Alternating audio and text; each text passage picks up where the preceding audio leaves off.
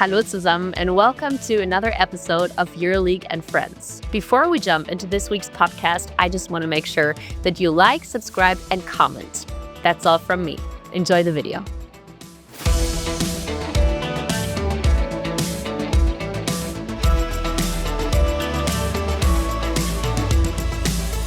How are you, EuroLeague fans? And welcome back to EuroLeague and Friends, hopefully your favorite podcast on everything Turkish Airlines EuroLeague.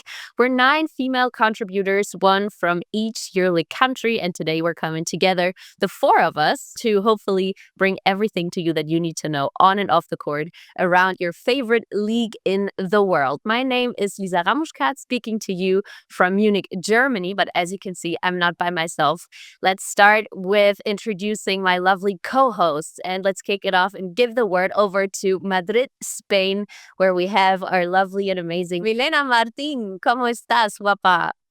Pues muy bien. I'm here in Madrid. I was in Gran Canaria. I just landed like an hour ago, and everything's good. Nice weather, nice people, ocean views there. Beach, yeah, jealous. Beach, so amazing. Not so much of beach down here in the south of Germany, but I mean, at least in Athens, Greece, you do have some water going on, water views, if you would like to say it like that. Welcome to the show, Vasiliki Karamusa. How are you over there, girl? Hello, girls. I'm all good. I wasn't at the beach this weekend, but I had a basketball-free weekend, which almost never happens, which was a miracle. I don't know how did I pull this one off. And took a girls' trip with a couple of friends to the village, the mountain in Pilion. Oh, nice.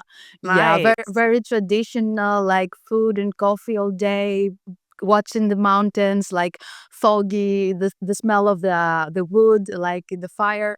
Everything was perfect. Wow, I'm jealous. All those trips. And obviously, I would love to know where you spent your weekend now. From Belgrade, Serbia, Alexandra Radivojevic. Did you take some random trip to, I don't know, the beach, the mountains, or what's up over there? Hey girls, I missed you so much in February. Same. That's the first I'm gonna say. But no trips for me. But yes, it was a basketball-free weekend for me too, as Vasiliki said. But somehow I still was near the water since I was recording few episodes of the water polo podcast actually. So yeah, Nice. It was busy weekend for me, but not with basketball. Yeah.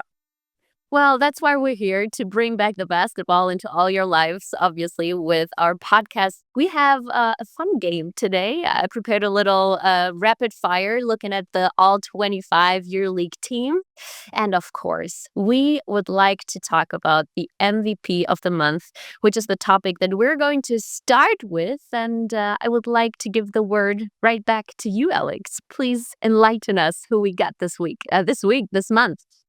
Obviously, I think that there was no big dilemma about him this month. It's Kendrick Nunn, and I think everyone actually in this podcast agreed about him last month somehow. Yeah. Maybe like the smallest part of the discussion was about him.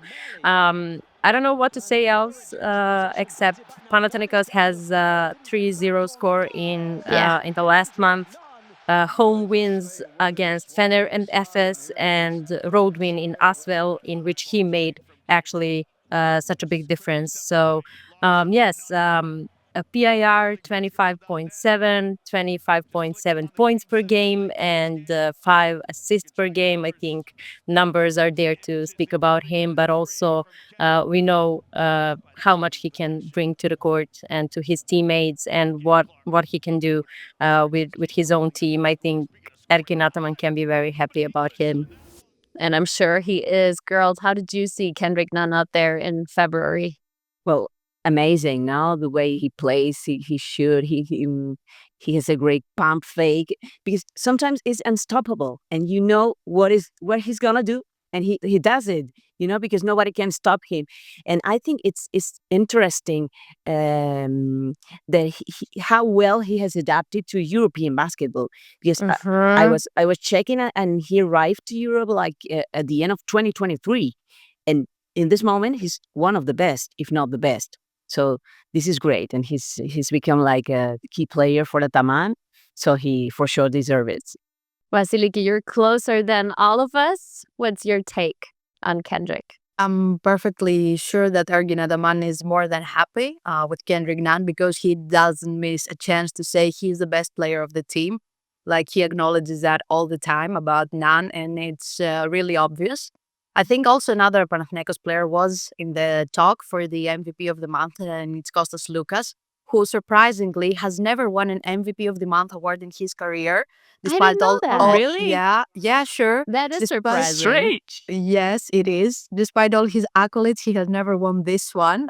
He was really Okay. close. And if you actually watch the games of Panathinaikos, you can understand how impactful these two players are, especially in the fourth quarter when things don't go like the way Panathinaikos would have wanted, how they step up to help their team get the wins. So I think even though Lucas didn't get this award, he will be just fine with the 3 wins Panathinaikos got in February because they're pushing to get the advantage for the playoffs. So yeah. But Kendrick is super, super talented, and we have seen it. He has put so many performances so far, and people, even from last year in Greece, have been talking: is he the best American player, foreigner we have ever seen in Greece? So maybe we'll have to look that down like later on. Hopefully, he can stay here a lot more years, but we will see.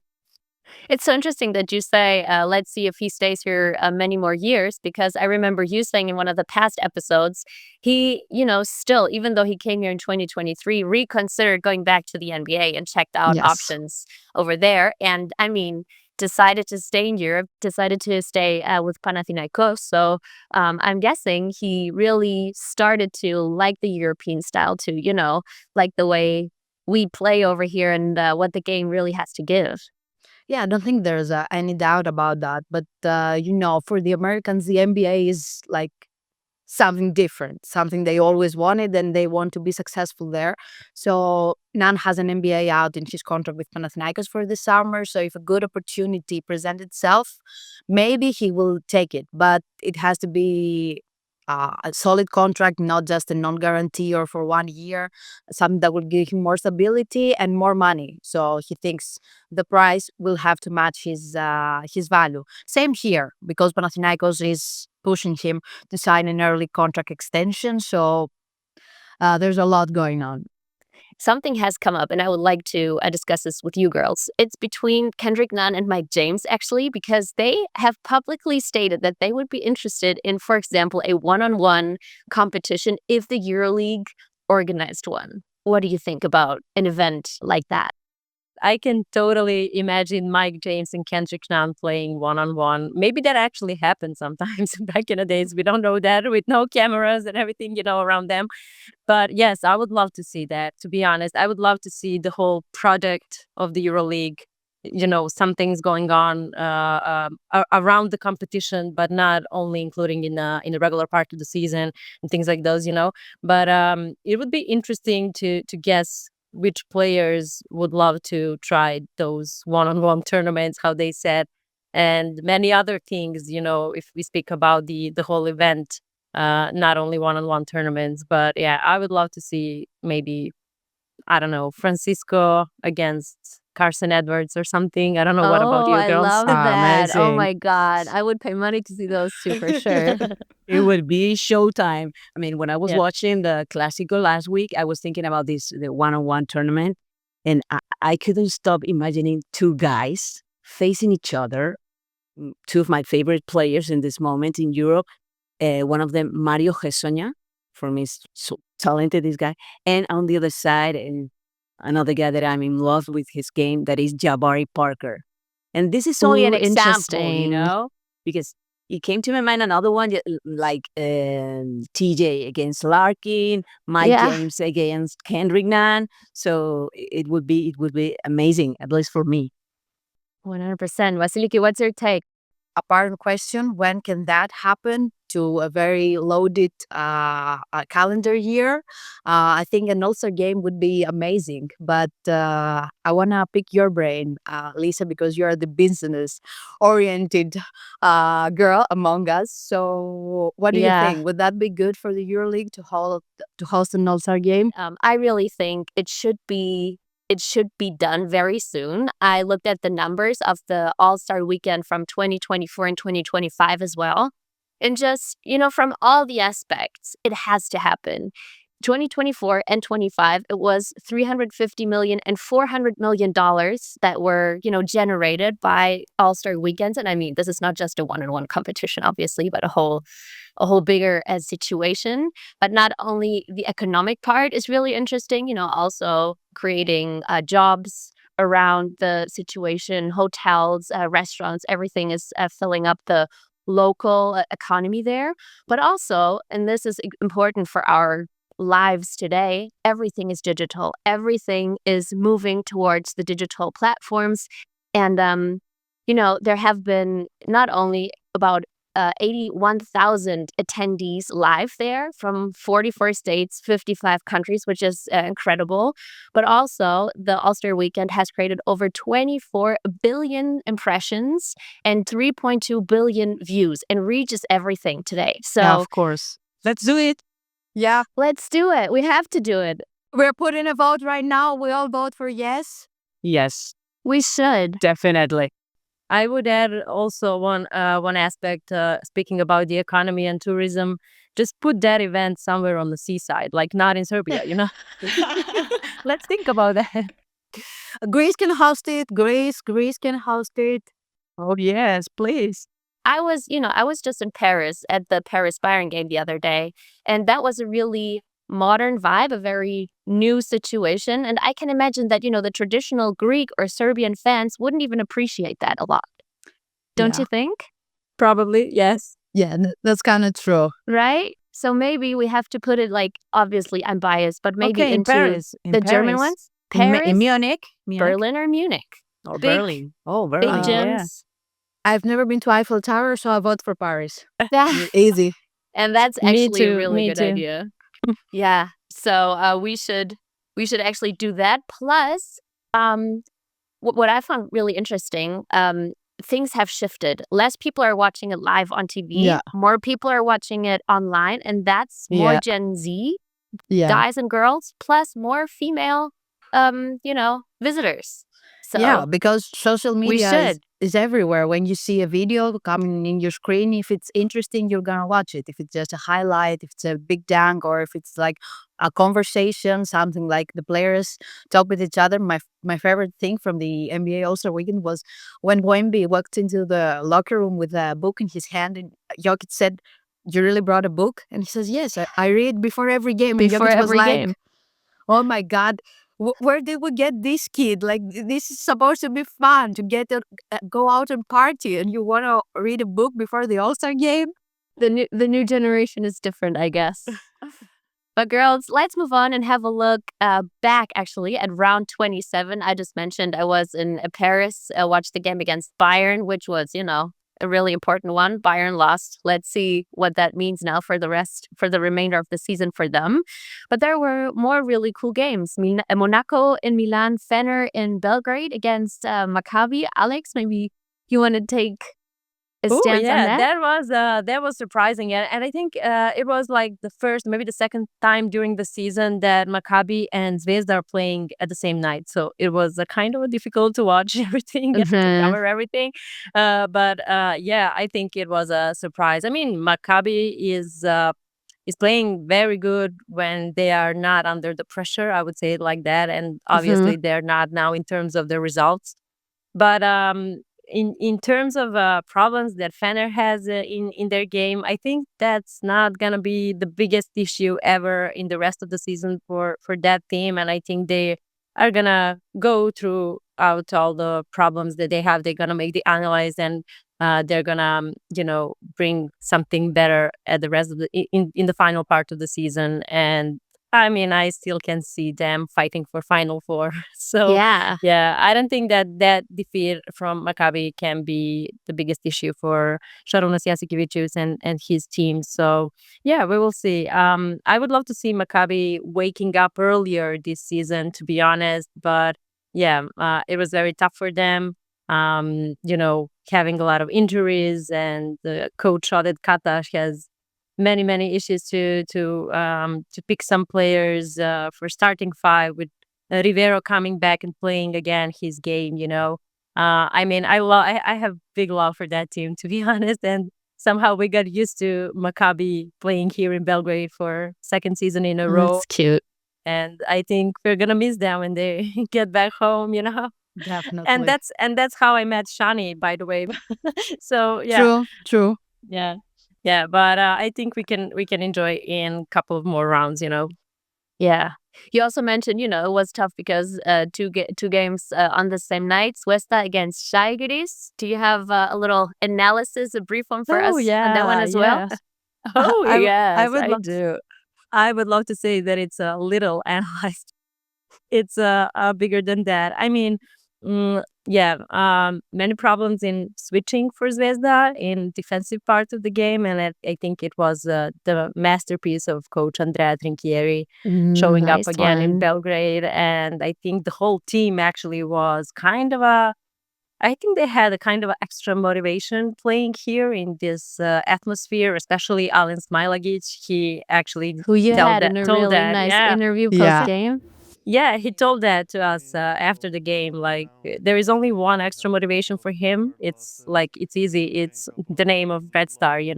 So, I mean, it's something that we understand here very well, and he played very good. But I think the main issue for Zvezda was switching with Petrushev, which Žalgiris actually wanted to do that. They wanted to avoid to play pick and roll game with Dunston because Joel Bolombo is very good at switching, Yes. So they tried another options, playing with Alen Smailagic on pick and maybe attacking with two guards, which also was a solution for Željko Obradović with Partizan playing against Zvezda. So that's not something new for Zvezda, but they just started to panic a lot in defensive part of the game, and they couldn't find themselves there. So yeah, it was a huge and important win for Žalgiris in terms of thinking about play-in or playoff or at the rest of the season, So yeah, it was very interesting to have Andrea Trinchieri here again. We could saw him also going to Partizan practice here in the arena. It was very interesting to see him back there. Yeah. Do you think it was like a double victory for him? I mean, winning a game and Yeah. against Zvezda. He's a big fan of Partizan. He Yeah. coached there, I don't know, for three seasons. Yeah, I think it was, and I think it's like his comfort zone playing here, Yeah. Oh, So yeah, interesting. I yeah. like that.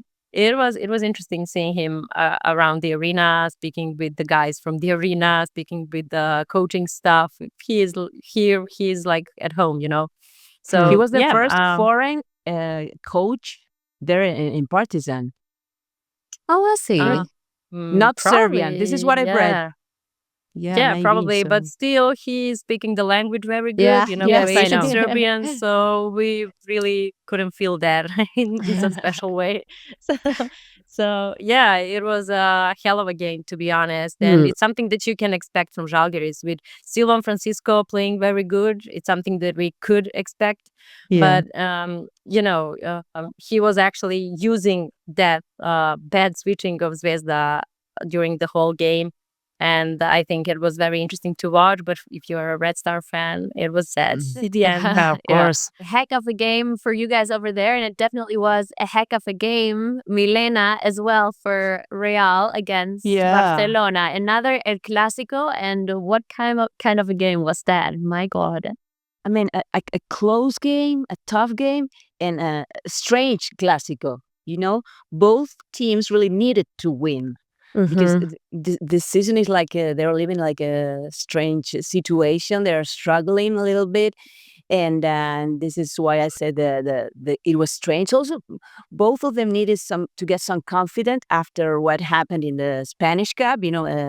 Barcelona lost in the quarterfinals, and Real Madrid in the final against Unicaja. So it was more.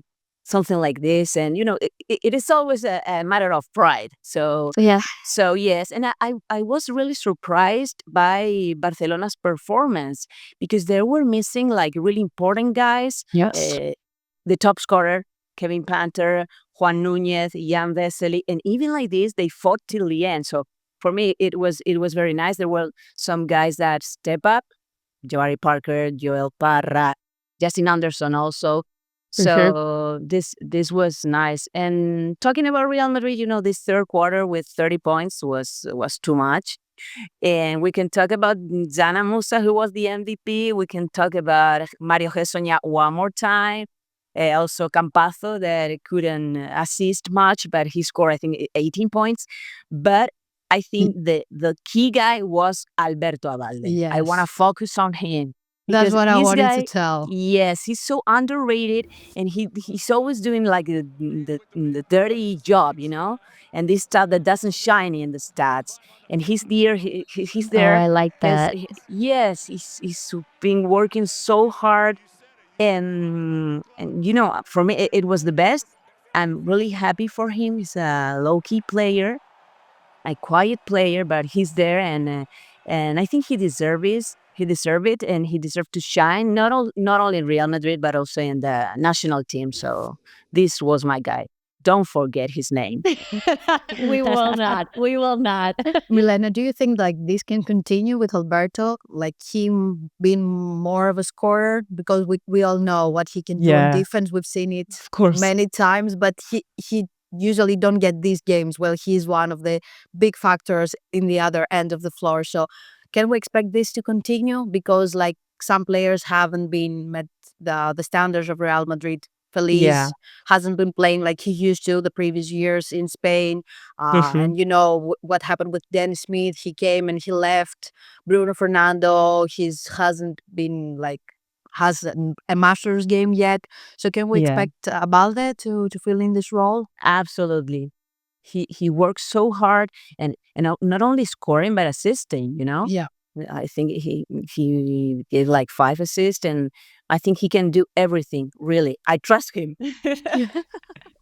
Yes, He usually great. He's great. plays very well against Panathinaikos, and that's the upcoming game. So maybe Yeah, it's a let's see. good streak for him. Yeah, but Aka, I don't know. Yeah, you know.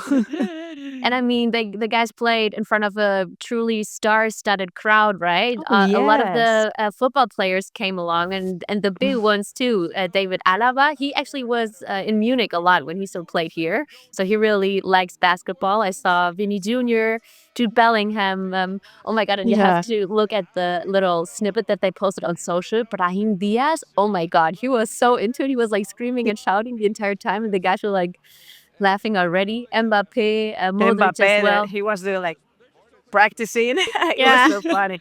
Yeah, but this has to happen. I mean, Yeah. we are in love with this with the EuroLeague games, with the best European basketball, and there is life apart from soccer. So welcome to EuroLeague soccer players. Yes, I like 100%. that. Yeah, It's definitely also like a form of respect, right? I just love when that yes, happens. yes, Yeah, but true. let's Vasiliki, let's have a brief look at Olympiacos and Panathinaikos as well. Solid round 27. Yeah, I think it could be easier for Panathinaikos. They had some ups and downs in the game because they like Melvin and Jinsa, for instance, had 6 threes, which is not very usual, but it can happen in a game. But they reacted well in the end and managed to get the away win against as well in Anstrobal. Olympiacos had a much easier work against Virtus Bologna, a team who doesn't have hopes of continuing their season anyways, and they were lacking 2 big players, Toko Singelia and Achille Polonara, apart from Will Clyburn, who is out for months. So they had an easier job, but they have some movement going on, both clubs. Olympiacos added Saban Lee, whom we've seen for 8 games with Maccabi's jersey earlier on in the season. Like, it was a very, very tight transfer at the deadline. It was a buzzer beater, literally, for Olympiacos, but they signed a deal for 2.5 years. So they saw something in him and really pursued this to happen. And on the other hand, Panathinaikos signed Tibor Pleiss, whom we all know very well because he Yes. had played in EuroLeague for more than 300 games. He has played for Baskonia. He has played for Efes, many years with Coach Ataman for Galatasaray. They have worked together 6 years.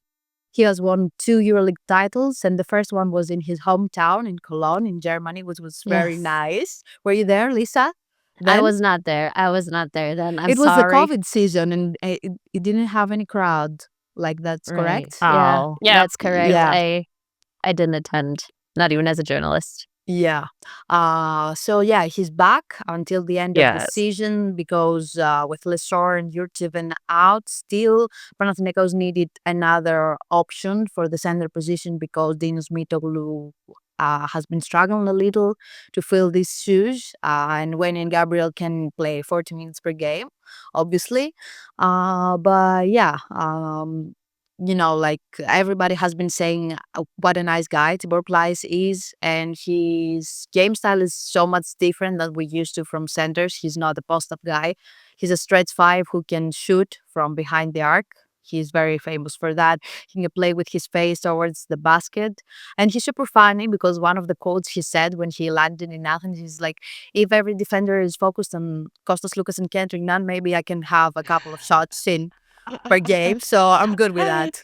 And He's it's really actually nice. he is so nice, and I actually reached out to him saying that we're going to talk about him on this episode, if he like has a couple of stories or something that I could tell. And he was like, yeah, actually you could share the story about this one time that Coach Ataman had me come to Galatasaray, and I was, shooting all these threes, and really I was feeling myself, but coach wasn't. He was like, why are you shooting so many threes? I don't want you to take any threes in the game. And then they made a deal, and Coach Ataman was like, okay, if you make these 5 threes after practice, you get 1 3, 1 shot per game that you get to do. Oh, And really? he downed 9. So since Wow. then he has the options. He has the full right to actually take threes in the game. I love that. Okay, I didn't know Uh, that uh, story. That's a nice one. And That's don't a really forget, good girls, one. that those 2 titles that he won in the EuroLeague, both of them he won with Coach Ergin Ataman. So maybe that's a Of course. receipt, Yeah. Yeah, Yeah, for we'll see. sure. And I love how I think we discussed about that earlier this season, how Matthias Lesor actually was talking about he would love to practice more 3-point shots during the practice, so maybe he can try to shoot more and, things like that. And now we don't have Matthias Lesor in Panathinaikos, but here we are. We have Tibor Plyce shooting Yeah, for of threes. course. Well, Yeah. yeah, Tibor maybe Plyce, that can be That he loves basketball, of course, but also he loves photography. I think he has like a professional camera, and he also loves traveling. So if you take a look on his Instagram account, there are beautiful pictures of places such as Oh. Kenya, Sicily, I didn't even know wow. that. Turkey, of course, Bali. So yes, he has. Let's go all stalk his Instagram page. Yeah, we should. Yeah, you know that also Nigel Hayes Davis has Yes. a kind of a travel blog or He's vlog or going something He like has that. an crazy. obsession. He Yeah. travels every week. I don't know how he managed to do How? that with the Yeah. practices and the games, but he travels every week to such beautiful destinations. I'm so jealous. And we still have to find out something because he always tags Carson Edwards. And, Yeah. Carson at one point went like, your destinations are so random and so, surprising at this point. I still have to, maybe I have to ask You have to Carson one ask time him. what's going on Yeah. there. Let's get the scoop. But Alex, I interrupted you. What did you want to say? Oh no, I would love to speak also about Partizan's win. I think that was a huge win against Baskonia. Sorry, Milena, I know it was a tough one for a Spanish Yeah. club, but to be honest, in the first half, I think Baskonia didn't have an idea what to do there in Belgrade Arena. But you can never be like comfortable playing against them. That's something that I would love to say about that team. Like maybe they will be down by 20 in the first half, but then they will need like 3 minutes to bounce back. And that actually happened in the second half against Partizan for them. But I think there were like 2 3-point shots that Isaiah Mike made. It was in very important moments of the game. And that was something that actually concluded the game totally for Partizan. The atmosphere was crazy. And I think people missed that in Belgrade in February, to be honest, with that break that we got. So it was important one for Partizan, in terms of calculations for the end of the season. And I think it wasn't a surprise, but it wasn't. We didn't expect for Partizan to win that easy, So it was nice to see that first half of Partizan playing like that. Yeah, and maybe just one last sentence about the Paris Bayern game. Obviously, I'm still crossing my fingers for Bayern to make the play-ins at least. The game against Paris would have really been important to win, but they just don't have any bigs at this point in this season, which Yeah. is a horrible point not to have any bigs. Devin Booker out, and then Oscar da Silva got hurt. Still not sure. Still no update on his situation. Then obviously with Daniel Theiss and Thibaut Pleiss, two German guys coming over to, we just dreamed here for a second. Anyways, but what stood out was obviously, again, TJ Shorts, who really dominated the game. And this would be my transition, girls, now to have a look at who could actually be the MVP of this season. We've been talking about the MVP of the month. Now I want to take it even further. We only have 7 game days left, 7 rounds left, which is crazy. So I'm feeling that it's not too early to be bringing up this discussion. I threw in TJ Shorts. We definitely have to throw in Sasha, obviously. Kendrick Nunn can't be held out of the conversation either. Who else do you think could be in the mix here? For me, Sasha. Sasha is the best.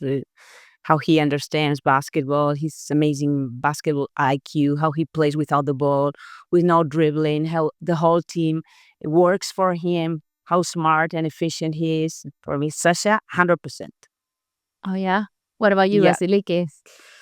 Well, I will leave TJ Shorts out of the conversation. Oh, I'm really? sorry. I'm sorry. I really like How so? TJ, but it's his rookie year, and he has been carrying the team, of course. But I think it will be huge for the No EuroLeague doubt about that. to give the MVP Yes. award to a rookie. And I think like Sasha and Kendrick are in a better position right now. I Yeah. think the clear favorite for the moment is Vezenkov, because Olympiacos is at the top of the standing with 2-3 wins apart from the rest of the teams, and this has to count for something, of course. And his number are slightly better, but Kendrick has some time left to fight for this. Yes, this is true. For sure. And I wanna like enlighten the people how the things will work this year, because we have some Yes, changes. And I exactly. think Yes, please. this has gone a little bit unnoticed when EuroLeague announced that this year the EuroLeague the MVP award will be given after the regular season, not after the playoffs like it used to in the previous years. So it's something we have never seen before. And I think it's more fair because to have a different MVP for the playoffs and a different for the regular season, because these are two different things with much variety in the length. So yeah, the MVP will be given at the end of the regular season. The coaches, the team captains, the fans, and the media all get a vote for this award. And apart from the regular season MVP, this will also go for the coach of the year, the defensive player of the year, and the rising star. Because the top scorer, the Alfonso Ford top scorer, is being given solely by numbers. Who has scored the most points throughout the season gets it. But Yeah, this player and has, that's something I yeah, wanted to ask. Do yeah, you this player. really think that the MVP will only be the guy with the best numbers? Because N- I feel like it will not. no, I feel that too. I think other factors are considered as well. I don't know if that's a coincidence, but only 2 MVP of the year has been given to American players. The one is Anthony Parker, who got the first 2 ones in 2004 and 2005, and the other one was Mike James last year, who also got an MVP award, even though Monaco didn't qualify for the Final Four, which was also a first-time thing. So usually Europeans win. So maybe Sasha has another advantage there. I don't know. Mhm. Maybe the fans vote for the European players because they feel more like connected to them because they Like play here family. longer. Yes. So maybe I don't know. Alex, what's your opinion? I vote for Sasha. I mean, that's my personal opinion, but I'm very happy to see Greek fans going crazy about that voting Yes, process. So yes. yeah, They will I cannot They wait. will definitely go crazy towards the end of the season. I'm telling you. Yeah, I cannot wait to see that, to be honest. And for me, it's not only about numbers, it's about leading the whole team. It's about how many times did they help the team to win, and I'm not saying that Kendrick Nunn is not doing that, but for now, I think Sasha Vezenkov is a true leader of the team, and we will see. We have 7 more rounds for Kendrick Nunn to change my opinion. Yeah. But in Panathinaikos' case, there's also Slukas, who's doing much of the leading. Yeah. We talked about that. Yeah. So Let's yeah, see. that's not very favorable for an MVP award for Kendrick Nunn, but we will see. We will see. Yeah, interesting. Yeah, I definitely think that Sasha has the lead at the moment for sure. And as you said, Vasiliki would be crazy for TJ Shorts to be given this opportunity as a rookie. But I'm always a fan of the underdog, a supporter of the underdogs. So I would just love, from the storytelling kind of point of view, I would really like to see that happen. I don't know. Maybe. I'm a dreamer. Girls, let's move on. I mentioned this at the beginning of the episode, and now it's about time. We're talking about, some of the best of the season. Let's talk about some of the best of the all-time in EuroLeague. We're trying to set up an all-25 team here. The EuroLeague already has released 5 names in the All-Star team. Spanoulis, Dewey, Vekolo, and Siskauskas, and 5 more names will be released now every Tuesday until we reach 25. And I would love to know now what the 25 names that we could bring up would look like, or a team of 25 decided from us would look like. So what do you girls think? Should we just go one by one? One by one. One by one. Yeah. All right, then. And I mean, I just said who was released first, but I don't care. I'm going to start. Should we go Lisa, Alex, Milena, and Vasiliki? Is that fine? Yeah, I'm going to go second. Yeah, that's fine for me. All right, I'm going to go with Spanoulis first. I don't care if he was already released. He has to be on my top 5 for sure. I'm going to say Karl-Heinz. I'm going to say Juan Carlos Navarro. Okay. Predictable. I will go with Mike Batiste. Good one as well. My next one would be, by the way, the current president of EuroLeague. I'll say Dejan Bodiroga. I'll say Anthony Parker. Yorgos Printesis. Oh, that's what I wanted to say. Oh, sorry. Oh, come on. Girl. Come on. I will not go with the Greek one because you said one. I will go with Mike James. Okay, well, good one as well. Next one, I will go with Jasikevicius. Oh, Vasiliki took mine, Mike Batiste. So I will say Stratos Perperoglu. Wow. Okay. I didn't expect this one to be brought up, but I like it. Yeah. Jan Vesely. Okay. I will drop the bomb and say Luka Doncic. Oh, yes. I like it. I like it. Oh Yeah. my God, I didn't even think about it that way. But has to be in there. My next one will be Manu Ginobili. Nice one. My next one would be Milos Teodosic. Yes. Okay. Mine, Felipe Reyes.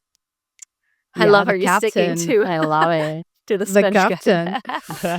I'm trying to avoid the Greek names because I don't want any conflict because we have already said the big ones. So, oh my God, who am I going with? I will go with Rudy Fernandez. And I will say the Greek ones for you because my last one would be Dimitris Diamantidis. Okay, yeah, goal. Has to be I will there. say Facundo Campazzo. I would say Victor Kriapa. Oh, nice. okay. Didn't expect this one too. So I'm saying the last name? The last one. Yes. Oh my God, the pressure is on. Okay, so I have to go with Nikolathis. No. Oh yeah, go. for sure. But he All-time has to- assist leader. He has to be there. He will in there for sure. But he's Greek Oh. or half Greek. Yeah, but he's not Okay. playing the Greek team currently, so Okay. neither your fan base will hate me. So he doesn't count. I love it. All right, girls. Okay, cool. Let's see who will actually be the next 5. We will for sure have a look at what happens here in the podcast over the next weeks. And what about we have a look at the next round coming up now, round 28.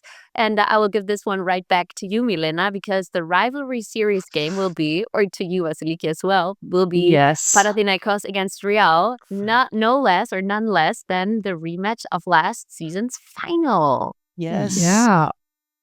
Real Madrid beat the Greeks last October, I think, with an amazing performance of Kendrick Nunn and Campazzo. But as I said, Aka is totally different this season at least. Let's see. Yeah.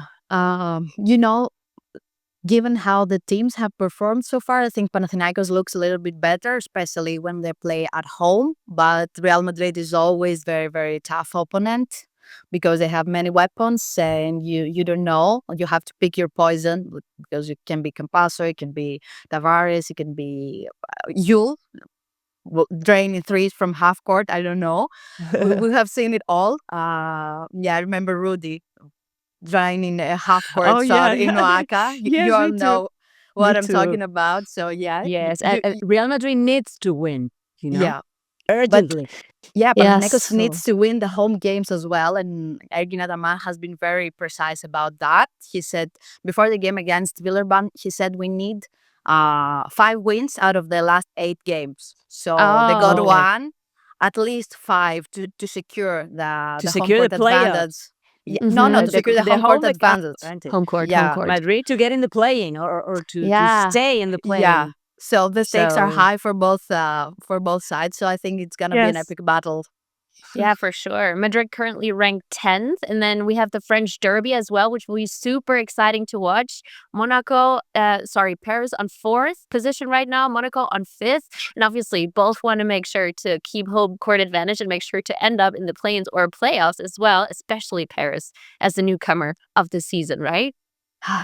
Will be exciting to watch them. Then also, Alex will be having the German-Serbian matchup right there. Bayern will welcome Zvezda at SAP Garden.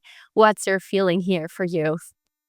Zvezda doesn't have so many space not to play defense, especially in a game like those. And we know how good Bayern is playing at home. So that's going to be a new challenge for Zvezda. But that's going to be probably the biggest test for Crvena Zvezda during the whole season. So it's important one for them. It's important to, let's say, recover from the last round and to find their own rhythm again in defense. So I know who do you cheer for in that game, Lisa. But it's gonna be interesting to watch. Yeah, really interesting. And as I said, super important for Bayern if they want to keep their hopes up of extending the season a little bit longer. But we'll see. What else do we have? Milan against Fener. Then Alex, one for you again, Olympiacos, and Vasiliki against Partizan. What are the expectations for that matchup? That's gonna be a good one, I think. It's gonna be a good one for fans too, because the rivalry is pretty much the same as Partizan and Zvezda here. So that's a kind of a Greek Red Star for fans of Partizans. Yeah, Alex, did you see that clip with the Petrusev and Nedovic after the Red Star won the cup, and they were singing a song in Greek? Because there's a brotherhood going on between Olympiacos and Red Star. And Petrusev was really into it because he has played for both clubs, of course, and he knows a little bit more about it. And he was trying to make Nedovic sing it as well. And he was like, no. He remembered his Pana days and he didn't want to get into that. I saw the video. Yeah, I saw the video. But yes, it's always interesting to play those kind of games with fans, But yes, we do know a lot of Greek songs here. Yeah. I'm aware. That clip to me. I want to watch it too. Yeah, and then the last one would be FS Virtus. And the funny thing here is obviously that Coach Banki was with both teams this season. Let's see how that will turn out. And girls, that's already a wrap. It was so good chatting to you again, seeing you. Still jealous of all your girls' this weekend trips, for sure. For everyone else watching, please, or listening, please make sure to tune in to the games. You can watch them all on EuroLeague TV. And of course, don't forget to like and subscribe to the podcast. We would love to be with you. And of course, we would love for you to reach out. We're doing this for you. So if you want to comment, you can do so on YouTube for sure. Give us feedback, be part or become part of the discussion, and follow EuroLeague on all social media platforms. By the way, this EuroLeague and Friends podcast is available across all platforms as well, so there's no excuse for you not to listen to this.